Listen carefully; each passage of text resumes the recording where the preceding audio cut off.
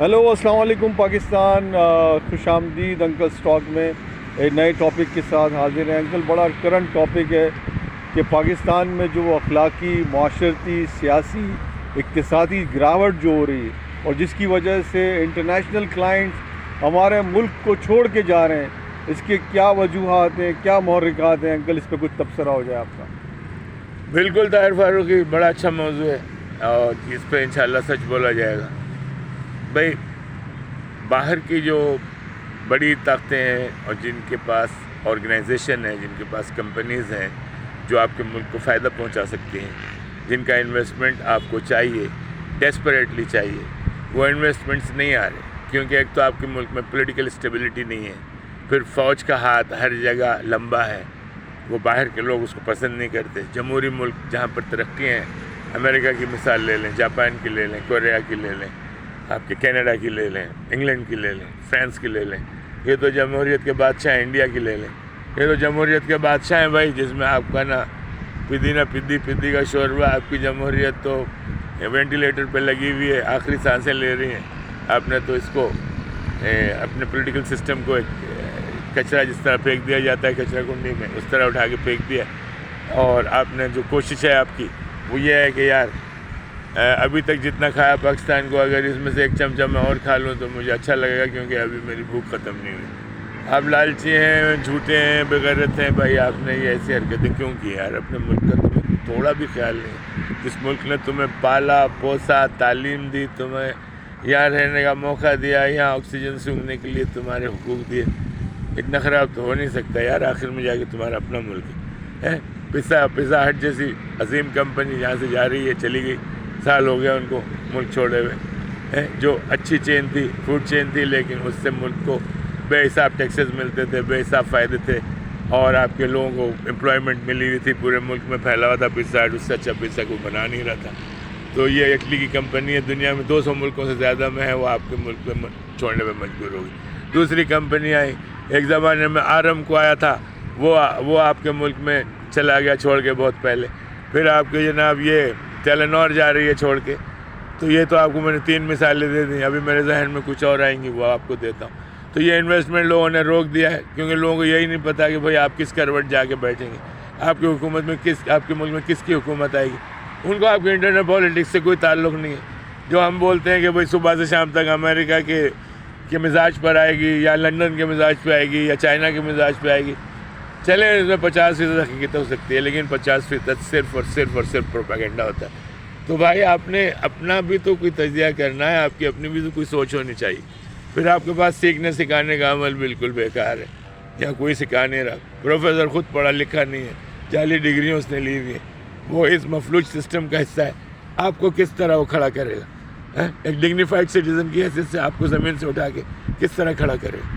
اس کی اپنی وہ نالج نہیں ہے، اس کے اپنے وہ پرائرٹیز نہیں ہیں کہ ہم نے اس کو کھڑا کرنا ہے. یہ سچ بولے گا تو پاکستان آگے بڑھے گا، میں سچ بولوں گا تو یہ سیکھے گا.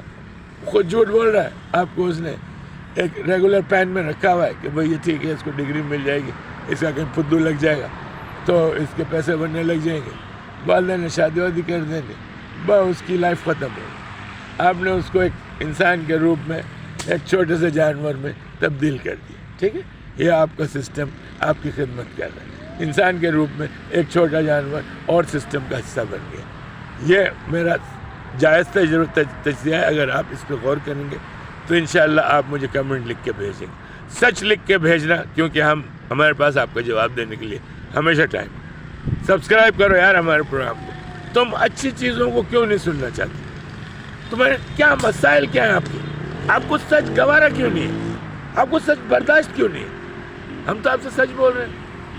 کیا مطلب ہوتا ہے سچ بولنے کا؟ ہم آپ سے پیار کرتے ہیں، آپ ہمارے ہو یار، جیسے بھی ہو.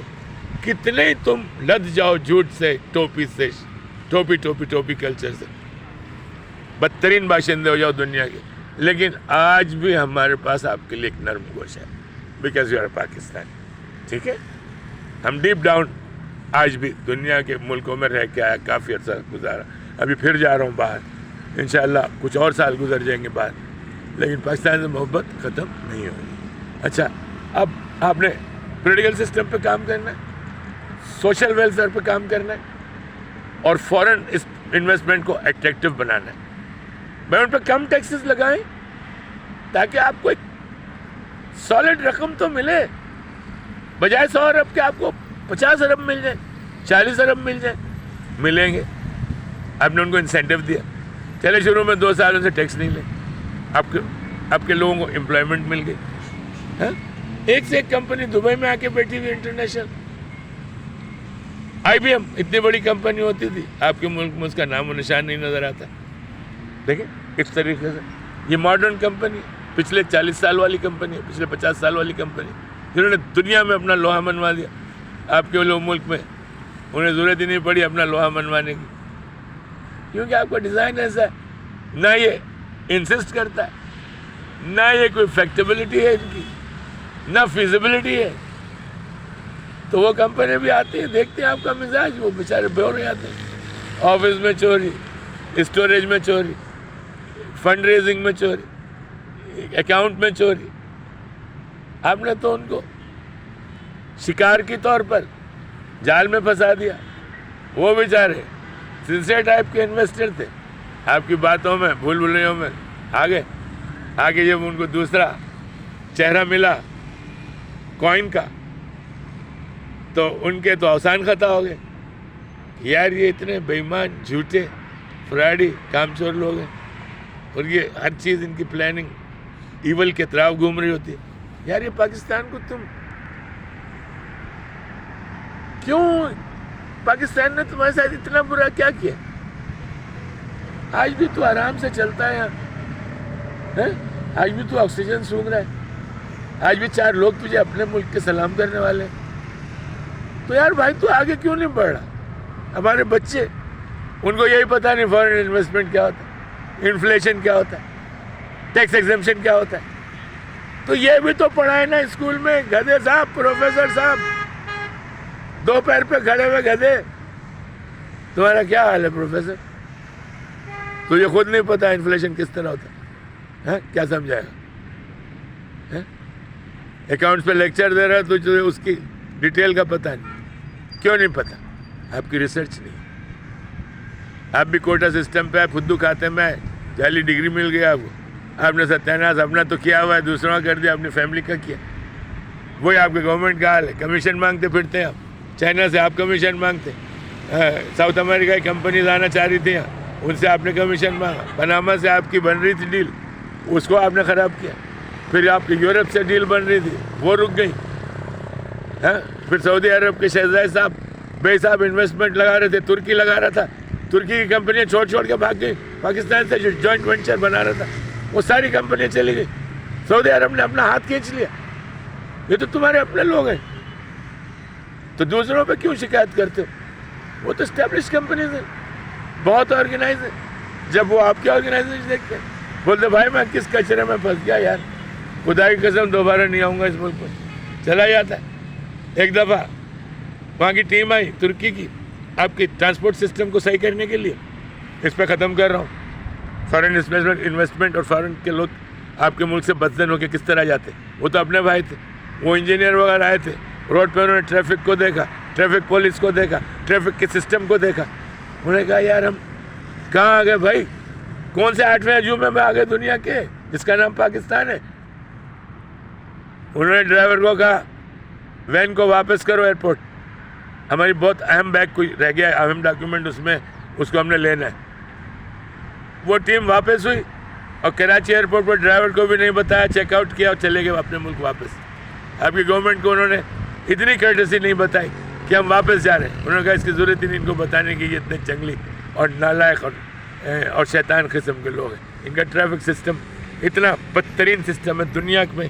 اس کی مثال دی جا سکتی ہے کہ یار یہ کتنی جاہل قوم کا حصہ ہے جس کا نام پاکستان ہے. اور یہاں آپ کو چھوٹا سا میسج دے دیا, آپ کے سمجھ میں آیا فی سبیل اللہ, نہیں سمجھ میں ہو جائے, نہیں سمجھ میں آ رہا ہے, تیار ہو جائیں اپنے آپ کو غرق دریا کرنے کے لیے.